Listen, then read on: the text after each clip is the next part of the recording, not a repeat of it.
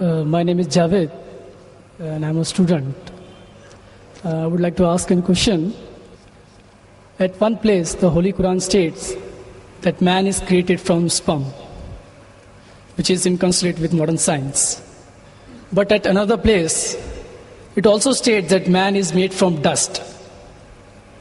Now, isn't the Holy Quran contradicting itself? Or is it consistent with modern science? The brother posed the question that one place the Holy Quran says that human beings have been created from sperm, which consists with modern science.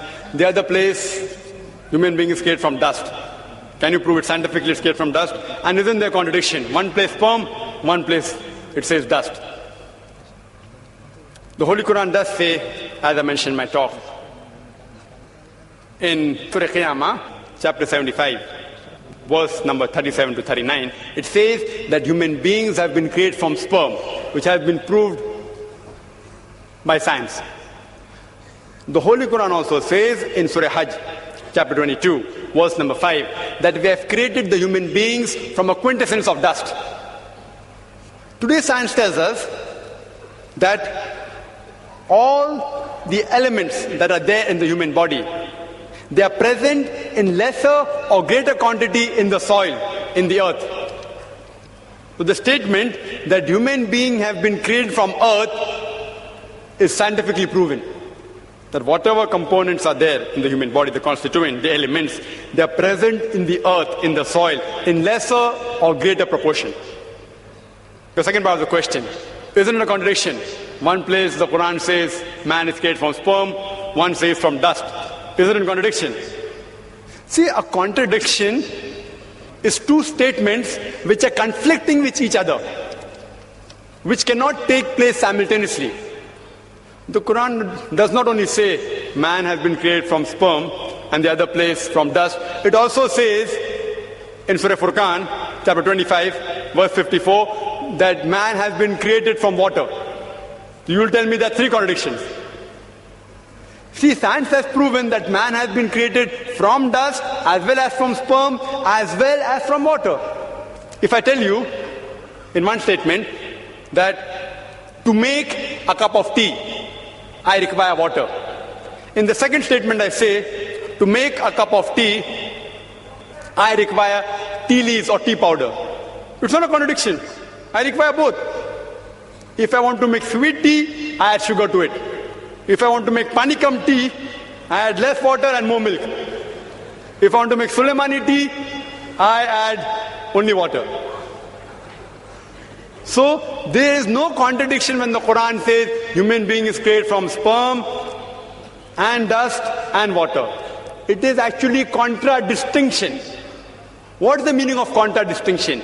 Contradistinction means speaking two or more things about a subject which are not conflicting with each other.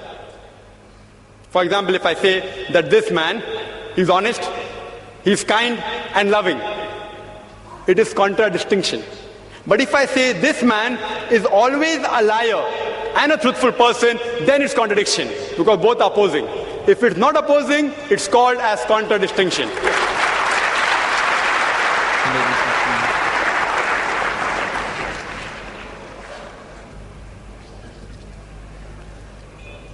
The next question from the ladies section. Assalamu alaikum, brother. My name is Farida Ansari. I am a laboratory technician. Quran says Allah is the creator of the human being. Does science agree with it? The sister posed a question that the Quran mentions that Allah subhanahu wa ta'ala is the creator of the human beings. Does science agree with it? And Quran says in several places, including the last verse of the embryological stages, that is Surah Mu'minun, chapter 23, verse number 14, that Allah is the best to create. Can we prove it scientifically that Allah is the creator? Quran gives the answer. Quran gives the answer in Surah Tur, chapter 52, verse number 35. It poses a question that were you created from nothing? See, the Arabic word used for creator in all the verses of the Quran is khaliq. It is derived from the Arabic word khalaqa. Arabic word khalaqa has got 4 meanings. One meaning is to create something from nothing without any previous example. That's only possible for Allah subhanahu wa ta'ala. Second meaning of khalaqa is to create something new from pre-existing material. The third meaning is of khalaqa, programming or planning. And the last meaning is to make smooth. So Quran poses a question in Surah Tur, chapter 52, verse 35, that were you created from nothing? But naturally the answer is negative. No. Human beings aren't created from nothing. They pose the next question.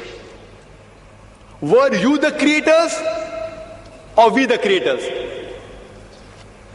We know very well that man cannot create another man. If he could do that, then the moment he died, he would have created himself back. If his relatives would have died, he would have brought them back to life. Human beings can't even create a living creature such as fly, live aside human being.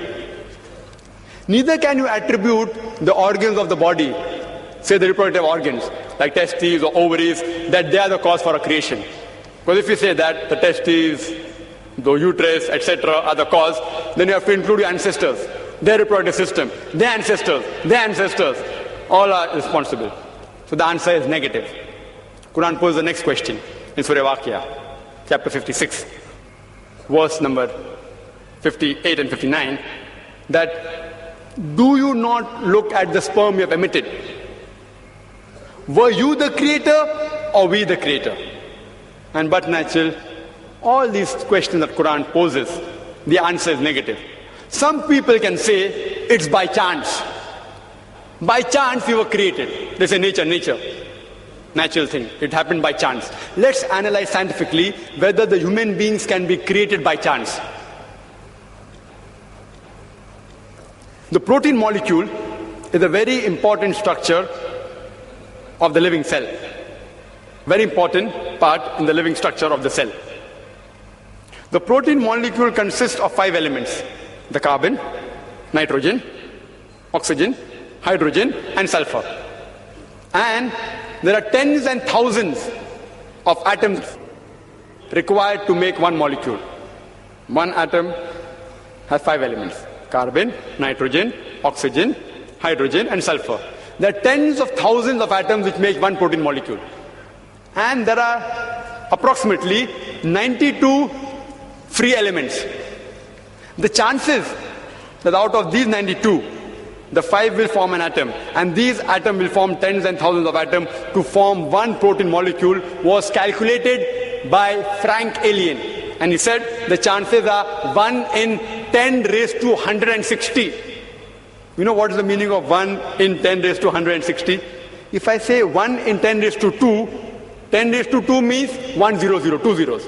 1 in 100, chances 1%. If I say 1 in 10 raised to 3, it means 1 in 1,000. That's 0.1%. If I say 1 in 10 raised to 4, it means 1 in 10,000. Means 0.01%. So when the calculation was made, 1 in 10 raised to 160, it means 0.00000, 157 zeros, then 1. And mathematics tells anything 1 in raised to 10 raised to 50, it's counted as 0. Furthermore, this is talking about one molecule, and the substance required to form this one molecule of protein was calculated by another person, Charles Guy, that it will require millions of times of substance as huge as our galaxies. Millions of galaxies will require to form this one molecule of protein. And the time was calculated by Charles Guy. The time taken for one protein molecule to be formed will be 10 raised to 263 years. You know what is that? 1000000, 263 zeros it will take to form one protein molecule. And do you know there are how many protein molecules in one cell? And do you know how many other molecules are there in the cell? And how many cells are there in the human being? There are more than 6 billion molecules when a child is born. That's what doctors tell us today. 6 billion.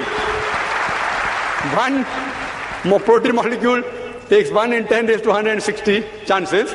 Time taken is 10 raised to 263 years. To take 6 billion for one baby, imagine. And how many women are pregnant?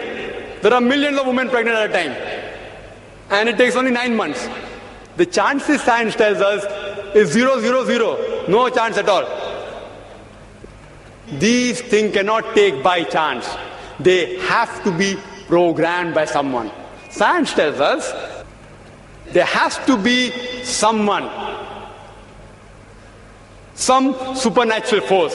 Therefore, science, as I said earlier, is not eliminating God, it is eliminating models of God. La ilaha illa.